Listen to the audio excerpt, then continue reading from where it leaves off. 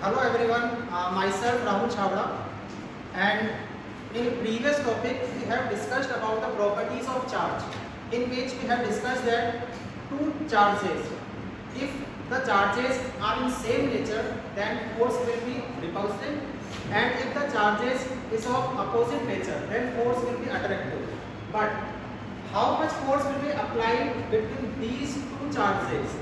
It it is given by the Coulomb's law. According to Coulomb's law, what it has given, Coulomb's law. Coulomb's law gives us that the force between these two charges. But according to Coulomb's law, the charges should be in the point form. Let's suppose we have two charges Q1 and Q2, and the separation between these two charges is small r. But according to Coulomb's law, if we apply the Coulomb's law, then these charges should be in the point form. We can say that if two charges, suppose that is the charge Q1 and that is the charge Q2, and initially if we see these two charges, then they are not looking in a point form. But the separation between these two charges is continuously increasing. Then if we see the charge Q1 from the charge Q2, then it looks like in the point form. And if we see the charge Q2 from the Q1, then it also looks like in the point form. Then we can say these two charges, this is the point charges. Now, suppose we have these two charges Q1 and Q2, and the separation between these two charges is more r. Then charge Q1, if the charge is of same nature, then force will be repulsive, and if the charge is of opposite nature, then force will be attractive. Suppose we have the same nature of charge, then Q1 charge will be attracted by Q2 in this direction, and we can say F12. It means force on charge Q1 due to charge Q2, and Q2 charge will be attracted by the Q1 in this direction, and it is called F21 vector. It means force on charge Q2 due to charge Q1. Now, according to Coulomb's law, the force between these two charges is directly proportional to the multiplication of magnitude of charges. Force between these two charges is directly proportional to the multiplication of magnitude of these two charges. And second statement is that force between these two charges is inversely proportional to the square of distance between these two charges. Higher the magnitude of charges will be higher the force, and higher the distance between these two charges will be lower the force, whether it can be attractive, whether it can be repulsive. And if we combine these two forces, then we get F directly Q1 Q2 divided by R square. Now if we remove the proportionality sign, then we get the proportional constant F equals to K Q1 Q2 divided by R square. That is the force between these two charges, F equals to K Q1 Q2 by R square, where Q1 is the magnitude of charge Q1, Q2 is the magnitude of charge Q2, and R is the distance between these two charges. And K, what is K? K is the Coulomb's constant. We can say K is the Coulomb's constant. Now, K depends on two things: the medium between the two charges and the unit system which we are using for the Q1, Q2 and R. Now, suppose we get the formula F equals to K Q1 Q2 divided by R square. Now we can say there are three types of system in between these two charges. Suppose we have charge Q1, charge Q2, and the gap between these two charges filled by air or vacuum. Then K will be K equals to 1 upon 4 pi epsilon naught. Then force between these two charges, put the value of K. If you put the value of K, then force between these two charges will be Q1 Q2 upon 4 pi epsilon naught R square. It means force between these two charges in the presence of air or vacuum will be Q1 Q2 upon 4 pi epsilon naught R square. Now suppose if the medium present between these two charges, Now we can fill the medium in two ways. There can be completely medium between these two charges, or we can say there will be partially medium between these two charges. First we take the complete medium.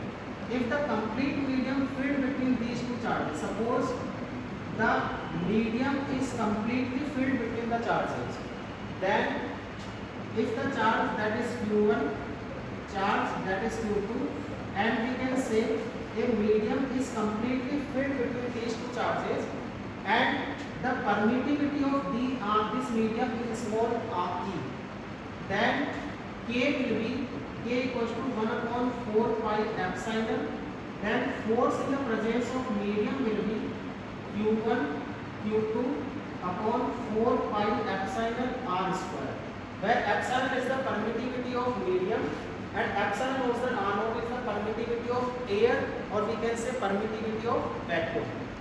Now there is separate formula for the permittivity of medium equals to epsilon naught epsilon r. What is epsilon r? We will discuss it later. Then force will be Fn equals to Q1 Q2 upon 4 pi epsilon naught epsilon r square. That is the force between these two charges in the presence of completely medium.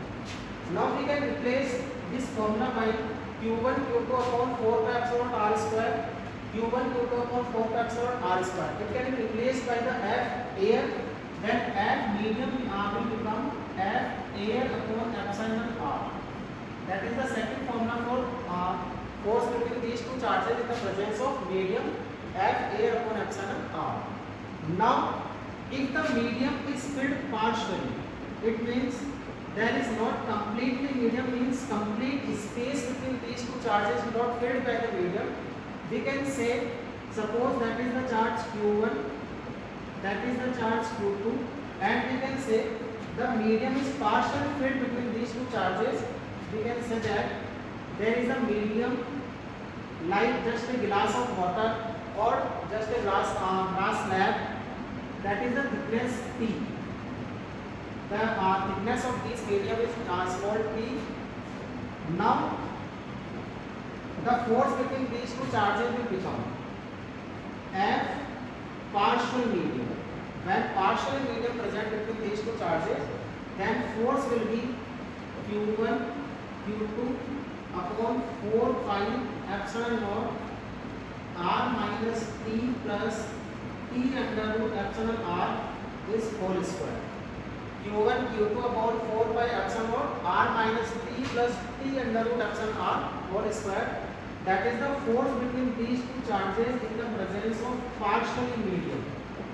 In the presence of partial medium is Q1 Q2 upon 4 pi epsilon naught r minus t plus t root epsilon r. This formula we can derive the formula of F medium or F air by this formula. Suppose if the air present or vacuum present between these two charges, then for air epsilon r is 1. For air or vacuum epsilon r is 1, and if medium is removed from this charge from between these two charges, then t will be 0. So we can say Q1 Q2 upon 4 pi epsilon r square. We can get this formula Q1 Q2 upon 4 pi epsilon r square. If the medium is removed from the system, it means if the condition is like this. Now if the medium is completely filled between the charges, then formula should be this. If the medium completely filled, it means T will be equal to small r. Then T will be equal to small r, then r minus r will be 0, and T under root epsilon r is 4 square. It means r square and under root epsilon r will be epsilon r. Then that means the formula will get Q1 Q2 upon 4 pi epsilon r square in the presence of completely medium. Now we get three formulas in the presence of air Q1 Q2 upon 4 pi epsilon r square, in the presence of complete medium Q1 Q2 upon 4 pi epsilon r square, and in the presence of partial medium Q1 Q2 upon 4 pi epsilon r minus t plus t under root epsilon r is whole square. That is the Coulomb's law, in which we discuss about the force between these two charges in the presence of medium, in the presence of air or vacuum in the presence of partially medium. That's all for today. Thank you.